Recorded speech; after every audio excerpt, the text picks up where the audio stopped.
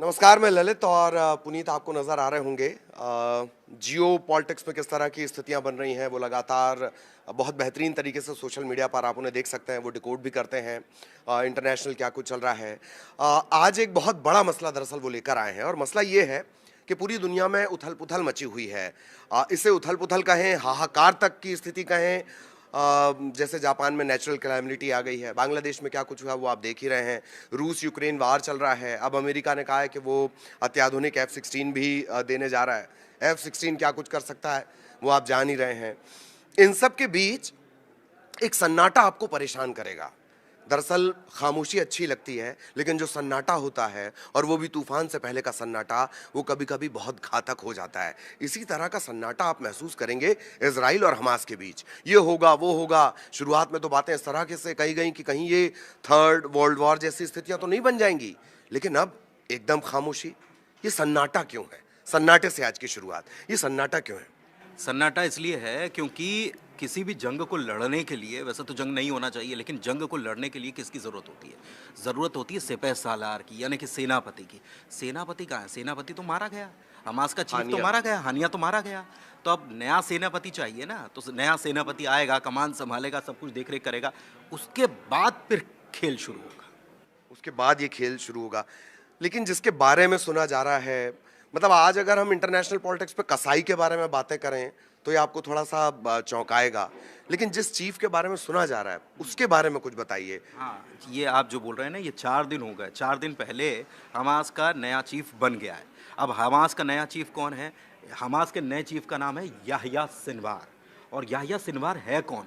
ये कितना खतरनाक है, ये मतलब आप सुनेंगे ना तो रोंगटे खड़े हो जाएंगे कि ये कितना खतरनाक है और किस कदर का नेता है ये। आप सोचिए कि हमास के कमांडर को इसने मरवा दिया था। हमास के कमांडर को, जो हमास का चीफ बना है, इसने एक बार हमास के कमांडर को मरवा दिया था।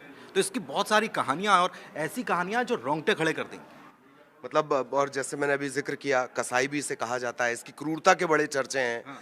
और मतलब ये मान के चलिए कि एक ऐसा सेनापति जो अपनी पूरी सेना को इतना हिंसक बना सके, वो सारी खूबियां इसमें हैं। सारी खूबियां इसमें हैं, और सबसे बड़ी बात यह है कि इसको खान यूनिस का कसाई कहा जाता है। अब ये खान यूनिस है क्या? दरअसल 1948 में जब इजराइल बना, उसका गठन जब हुआ, तो जितने भी फिलिस्तीनी थे उनको कर दिया गया बाहर। अब वो शरणार्थी कैंप में रह रहे थे, और ये खान यूनिस वही जगह है जो शरणार्थी कैंप है ना, ये वही जगह है। और यहाँ पर ये याह्या सिनवार के माता पिता भी वहाँ पर रिफ्यूजी के तौर पर रहने चले गए। अब 1889 की, माफ़ कीजिएगा, 1989 की मैं बात बता रहा हूँ। तब ये याह्या सिनवार की उम्र थी 19 साल। अब 19 साल उम्र ही कितनी होती है, लेकिन 19 साल में इसे गिरफ्तार किया गया। और किस मामले में गिरफ्तार किया गया? इजरायली सैनिकों पर हमले, हत्या, अपहरण के मामले में से गिरफ्तार किया गया था। तो आप सोचिए कि कितना खतरनाक रहा होगा उसको उस वक्त से। क्या 19 साल की उम्र 19 में? साल की उम्र में, 19 साल की उम्र में इतना खतरनाक ये था। और इसके बाद इसे गिरफ्तार कर लिया गया और 22 साल जेल में रहा है ये। और सबसे बड़ी बात तो यह है कि इसको 4 बार आजीवन कारावास की सजा हुई। कितनी? एक बार नहीं, 4 बार आजीवन कारावास की सजा हुई। इससे आप समझ सकते हो कि कितना खतरनाक होगा और कितनी बड़ी इसे सजा सुनाई गई। अब बाहर कैसे आया, इसकी भी बड़ी दिलचस्प कहानी। हाँ, ये मतलब जैसे आपने बताया 19-20 साल की उम्र में इतने खतरनाक चार्जेस लगना, फिर 20-22 साल जेल में, 4 बार मतलब 4 बार आजीवन कारावास का आपने जिक्र किया। लगभग टाइम जेल में देने के बावजूद भी ये यहाँ तक पहुँच रहा है। बावजूद पहुंच रहा है। बीच में तो खबर ये आई कि इसको मार गिराया गया, मार गिराया गया इसको, इसके ऊपर मिसाइल हमला हुआ और ये मार गिराया गया, लेकिन ये जिंदा निकला। अमेरिका ने साल 2015 में इसको आतंकवादी घोषित कर दिया था। इससे आप समझो कि ये कितना खतरनाक है। और ये बताया गया कि मर गया, लेकिन वापस जिंदा है, और जिंदा ही नहीं है बल्कि अब ये कमान भी संभाल रहा है। तो ये आप समझिए। इसके अलावा मैं आपको एक चीज़ और, हाँ। ये बाहर कैसे आया, ये सबसे बड़ी कहानी ये है कि बाहर कैसे आया ये। जब सज़ा हो गई 4 बार के आजीवन कारावास, 2011 में एक इजरायली सैनिक के अदला बदली जो होती है ना, यहाँ पर ये बड़ा चलता है यहाँ पर कि इसको पकड़ लिया, इसके बदले में हमने इसको छोड़ा, तुमने कितने। मेरे ख्याल से पिछले डिस्कशन में आप ये बोल रहे थे कि इसे लेकर भी जो हानिया है उसका कुछ विवाद चल रहा था, कुछ डिस्प्यूट चल रहा था। तो ये चलता है वहाँ पर, ये चलन में है। वो चलन में है। और तब इजराइल के एक सैनिक को छोड़ने के एवज में 1000 लोगों को छोड़ा गया था इजराइल की तरफ से। और इसमें ये याह्या सिनवार भी था। और इसकी खतरनाक अगर सज़ाओं की बात करें तो मैंने बताया आपको कि हमास के कमांडर को, खुद हमास का अगर जो चीफ बना है, अपने ही लोगों को मरवाने लग जाए तो आप समझो कि कितना खतरनाक, किसी को बख्शता नहीं है। और किसी लिए कि एक इसका कमांडर जो था वो समलैंगिकता और पैसे के हेर फेर में पकड़ा गया, तो उसने मरवा दिया उसको। एक कहानी और है इसके पीछे, एक मामला और सामने आया था और उसमें तो इसने ऐसी सज़ा दी थी कि सुनकर रोंगटे खड़े हो जाएंगे, जो भी हमारे साथ जुड़े हुए लोग वो रोंगटे खड़े हो जाएंगे उनके। उसमें ये याह्या सिनवार जब था तो ये गाज़ा का चीफ था, अभी तक गाज़ा को संभाल रहा था और गाज़ा में ही ये सारा खेल कर रहा था, हमास का चीफ। इसने एक दौर में भाई से भाई को दफन करवाया था, भाई से भाई को दफन करवाया। और वो भी आप सोचिए कि दफन करवाया तो वहां तो दफन किया जाता है, फावड़े से नहीं दफन करवाया। सजा कितनी खतरनाक कि अपने भाई को कोई दफन कर रहा है और उसको थमा दिया हाथ में चम्मच और मेंटल एसोसिएशन की तरह भी नजर आता है। और ये कह दिया कि ये चम्मच से तुम ये कब्र को भरोगे। और ये हुआ। इसीलिए तो उसको खान यूनुस का क्यों कहा जाता है कि ये इतना खतरनाक, और ये क्यों इसको ये उपमा दी जाती है। तो अगर ये स्थितियां हैं, अगर मैं चाहूँगा अगर इस बीच आपको कोई कहानी और याद आए तो वो भी आप बताएं, लेकिन ये स्थितियां, और अगर ऐसे व्यक्ति को कमांड दी जाती है तो मुझे लगता है कि ये सिर्फ इजराइल के लिए नहीं, ये तो हिंसा के एक उस दौर की तरफ इशारा कर रहा है जो शायद पूरी इंसानियत के लिए बहुत ब्रूटल होगा, क्रूर होगा, बेरहम होगा। भाई बेरहम है ही वो, और इतना बेरहम है कि उससे लोग खौफ खाते हैं, ज़्यादा कुछ बोलता नहीं है। ज़्यादा जो दो टाइप के लोग होते हैं, दो टाइप के नेता होते हैं, कमांडर्स जो होते हैं। एक तो बहुत बड़ा भाषण देते हैं, भाषण देने में माहिर नहीं है वो, लेकिन वो इतना ब्रूटल है कि लोग उससे इसी वजह से डरने लग गए। और मास कम्युनिकेशन उसका जैसे हिटलर बहुत कम्युनिकेट करता था अपने सैनिकों से, वो उसकी काबिलियत नहीं है। इसकी काबिलियत दहशत है, डर है। डर है। चम्मच से आपने जैसे बताया कब्र दफनाने के लिए बोल रहा है, चम्मच से कब्र दफनाने के लिए बोल रहा है। और सबसे बड़ी बात यह है कि यही खूबी जो है ना, अब ईरान क्या चाहता है, ईरान लड़ रहा है इजराइल से प्रॉक्सी वॉर, और वो मुस्लिम ब्रदरहुड के नाम पर लड़ रहा है। और प्रॉक्सी वॉर में कौन कौन शामिल है, मैंने आपको पहले भी पिछली बार जब हम चर्चा कर रहे थे तो बताया था कि प्रॉक्सी वॉर में एक तरफ हिजबुल्लाह है, दूसरी तरफ हमास है, तीसरी तरफ एक और है। तो ये खेल चल रहा है। अब हमास अगर नरम पड़ जाएगा तो फिर ईरान तो कहेगा ना कि तुम कर क्या रहे हो, समझ रहे हैं आप। तो उसको चाहिए था एक ऐसा कमांडर जो वापस बूस्टअप कर सके। दूसरी तरफ ईरान का बड़ा करीबी क्यों है, क्योंकि इसकी दहशत इतनी है, और दहशत से ही वहां पर खेल चलता है पूरा हमास का, आप समझिए। और इसके पहले जो हमास का चीफ था हनिया, उसके बारे में ये कहा जा रहा था कि ये जो डील चल रही थी, मैंने आपको पहले भी बताया था कि ये जो डील चल रही थी ना आपस में कि इजराइलियों को पकड़ लिया है, इनको छोड़ना है, इसके एवज में ये सब, तो उसमें थोड़ा सा इसका रुख नरम था हनिया का। और ये इस मामले में ये गाजा में रहता है, और दूसरी तरफ वो कतर में बैठ के पूरा खेल कर रहा था, कौन, हनिया।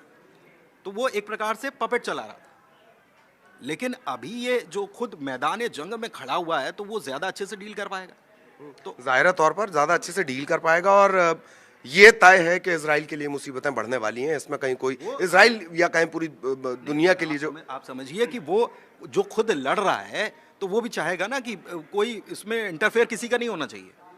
और कहीं ना कहीं ये बात थी, लग रही थी, और ये अभी कंफर्म नहीं है, लेकिन कहीं ना कहीं ये बातें भी सामने आ रही है कि हनिया और ये याह्या सिनवार जो नया बना है, ये इनके बीच में कहीं ना कहीं कुछ क्लैशेस थे। और ये अब देखिए, एक तरफ कहा तो यही जा रहा है कि इजराइल ने हमला करवा दिया और हनिया जो है जिस रेस्ट हाउस में था उसको मार गिराया गया। वो कॉन्स्पिरेसी भी याह्या से जुड़ी हुई हो सकती है, ये आपको लग रहा है? ये हो सकता है, ये देखिए कुछ भी हो सकता है। जो IRGC जो जिस कमांडर ग्रुप जहाँ पर सुरक्षित था वो हनिया, वो आप समझिए कि वो बहुत पावरफुल ग्रुप है, और उसकी सुरक्षा में सेंध लगाना कोई आसान काम नहीं है। मतलब ठीक है, इजराइल की अपनी इंटेलिजेंस है, सब कुछ है, लेकिन 2 महीने पहले बम लगा दिया और वहाँ चेक नहीं होता होगा, ऐसा कुछ होता नहीं है। मतलब ये थ्योरी बहुत सारी हो सकती है। कुछ फिल्मों जैसा लगता है। और ये उस दिन भी बात निकल कर सामने आई थी कि आखिर इतनी सिक्योर्ड एजेंसी की व्यवस्थाओं में सेंध लगाकर कोई घुस जाए तो ये माना जाए कि ये तार अगर अगर गलत ना हो या जब इसकी पड़ताल की जाएगी या कभी सच बाहर निकल कर आएगा तो सिनवार का कनेक्शन मिल सकता है। देखिए ललित, ये चीज़ें कनेक्शन जो है शायद निकल कर कभी सामने नहीं आए, लेकिन मैं आपको एक चीज़ बता रहा हूँ यहाँ पर, और ये बहुत इंपॉर्टेंट है, ये नोट कर लेनी चाहिए ये बातें, कि ये कनेक्शन भले ही निकल कर सामने नहीं आएगा, लेकिन दो तरफ आपने कहा ना कि शांति शांति क्यों है, तो क्या वाकई में हनिया को इजराइल ने मारा है? और ईरान तो कह रहा था कि हम अटैक कर देंगे लेबनान, हमारे भारत में कह दिया गया कि लेबनान छोड़ दो भाई, हमारे भारत और दूसरे एडवाइजरी जारी कर दी कि लेबनान छोड़ दो, आप अपने आप को सुरक्षित करो, लेकिन वैसा अभी नहीं हो रहा है। हिजबुल्लाह हमले कर रहा है, ठीक है, लेकिन वैसे हमले नहीं कर रहा है अभी जैसे अटैकिंग होना चाहिए। तो हम भी चाहते हैं कि शांति हो, हर कोई चाहता है कि शांति हो, और शांति से अगर मसले हल हो जाए तो हो ही जाने चाहिए, वही सबसे बेहतर है। वही सबसे बेहतर है। लेकिन आप समझिए कि एक खूंखार, खतरनाक और कसाई, जिसको कहा ही जाता हो कि ये खान यूनिस का कसाई है, अगर उसको कमांडर बना दिया है तो आगे क्या होने वाला है आप समझ सकते हैं। इससे अंदाज़ा लगाया जा सकता है किस तरह से। और ये बात भी है, आज हम जब हिटलर की बात करते हैं तो हम उसके उस कैंप को याद करते हैं जहाँ पर सैकड़ों लोगों को एक साथ गैस चैम्बर में किस तरह से मारा गया, किस तरह से क्रूरता और यातनाएं दी गईं। तो ये गलत नहीं होगा कि ऐसे अध्याय, इसके और नए और ज़्यादा बेरहम अध्याय बन सकते हैं। आने वाले दिनों में क्या होगा ये भविष्य के गर्त में निर्भर करता है। वैसे आपको बताऊं कि ये जो याह्या सिनवार जो है ना, ये तीसरे नंबर का कमांडर था। पहले ये हमास का हनिया से पहले एक डिप्टी कमांडर था। डिप्टी कमांडर को जनवरी में मार गिराया गया और उसको भी ड्रोन से हमला किया गया, मार दिया। पहले डिप्टी कमांडर मरा, फिर चीफ मरा, और इसके बारे में कहा गया था कि ये मर चुका है, लेकिन ये निकला और बाहर आके अब ये कमान संभाल रहा है हमास की। तो आप ये देखिए कि ये क्या होने वाला है, मतलब ये आप समझिए कि कुछ बड़ा होने वाला है, ऐसा लग रहा है। और ये उसी के पहले की शांति है, कुछ बड़ा होने वाला है। और बड़े से ज़्यादा इसके लिए शब्द चुनना चाहिए कि कुछ और बेरहमी के नए अध्याय आने वाले हैं।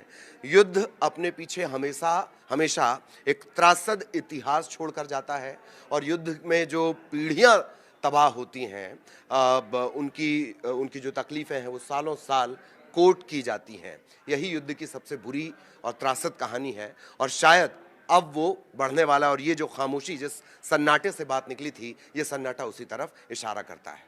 बहुत धन्यवाद।